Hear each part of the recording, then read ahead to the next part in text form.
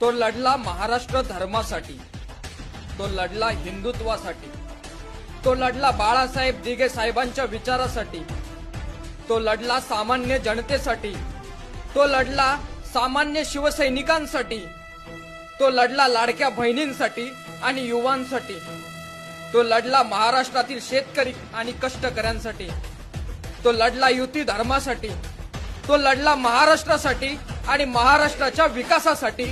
त्याने इतिहास घडवला आणि एक वेगळा आदर्श घातला आपल्या कामातून आणि महाराष्ट्राचा तो लाडका मुख्यमंत्री, जनतेच्या हक्काचा लोकनाथ झाला.